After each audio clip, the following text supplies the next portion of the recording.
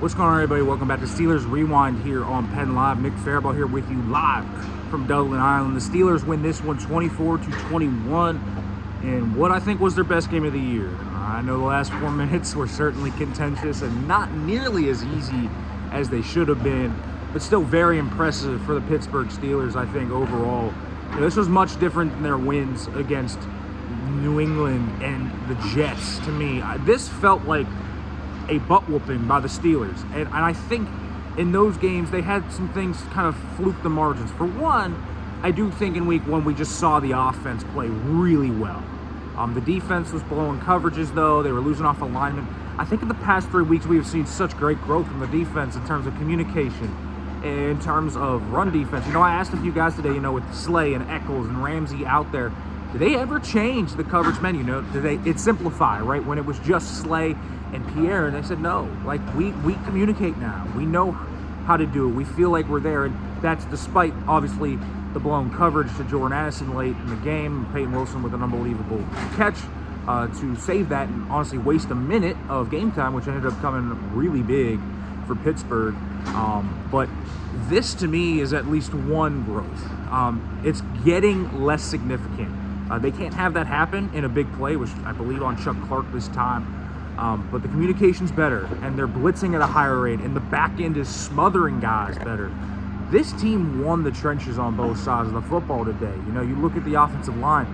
I thought Darnell Washington played at a high level. I thought the Spencer Anderson tackle stuff worked really well as a 6th offensive line.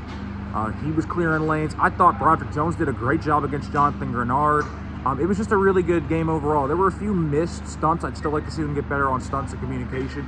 At times, I think you could still feel like they're playing like a collection of guys rather than a kind of collective. It just feels too individualistic sometimes. But I think there's talent on this O-line. I think they can be a decent unit. So let's see what happens. But this Pittsburgh Steelers team, I think, won both sides of the trenches. I think they had 6 sacks and 29 pressures. You talk about, you get in the best games of some of these guys' careers sometimes defensively. I mean, Peyton Wilson and Keanu Benton. What a game that both those guys played. We've been talking about those guys as problems for the first few weeks. They played high level. I thought you saw Deshaun Elliott's impact really felt in the communication aspect. He's just such a loud communication hub. He is somebody that gets after it and makes sure Patrick Queen has been playing much better the last 2 weeks, and I thought played a really good game here today as well. TJ Watt has come alive the last 2 weeks. Brandon Eccles has filled in nicely with Joey Porter Jr. injured.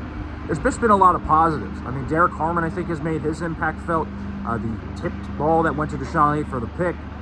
He is a guy that, in my opinion, has really kind of taken to coaching and done a really nice job. In the run defense, you're making that hit felt. And I think more importantly, he's swallowing blocks.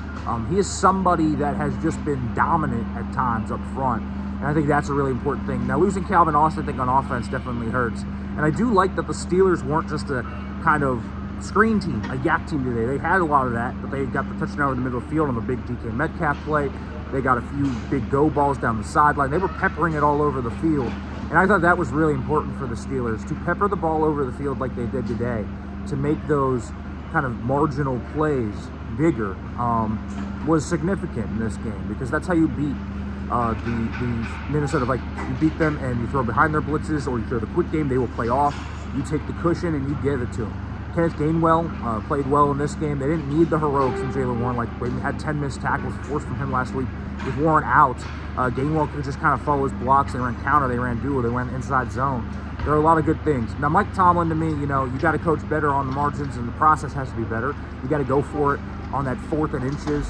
The play call on that 4th and goal from the 3 has to be better than a simple run to the left.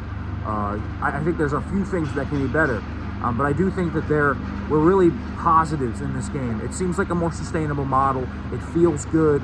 You come over here and get a huge win against what is, I think, a good team. You make Carson Wentz melt down, because that was definitely possible.